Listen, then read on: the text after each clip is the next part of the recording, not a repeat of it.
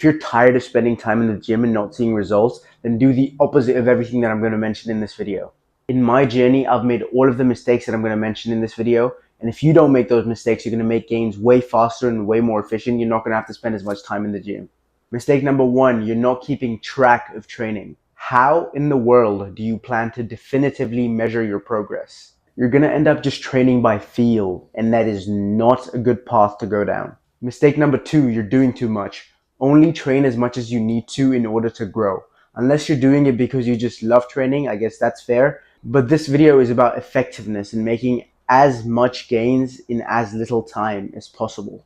Mistake number three, you're obsessed with supplements. I'm not saying that supplements are bad. It's just that if you think that there's a magic pill out there that you can ingest that's going to make you build muscle and lose fat, then you're living in Wonderland. Mistake number four, you're not training hard enough. Your warm-up sets and your working sets look pretty much the same. On screen right now are two videos that you can watch that are going to help you train harder. Mistake number five, you're not progressively overloading. If you're not adding weight onto the bar as time goes on, or you're not adding reps if you're more advanced, then you're not going to make progress. I know that seems really obvious, but a lot of people still skip out on this. If you want my help with your training program, then click the link in the description and book a free 15-minute call with me, and I'll help you out free of cost. Mistake number six, your diet is dog shit.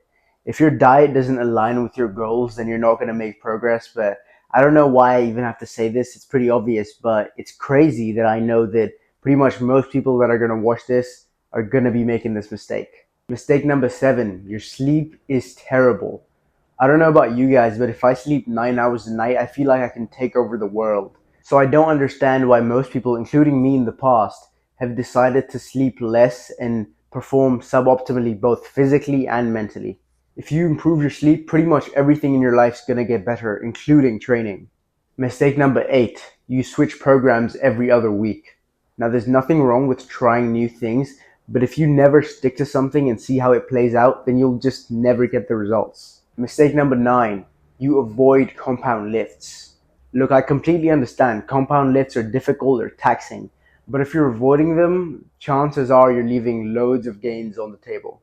Mistake number 10, last but not least, you're not consistent.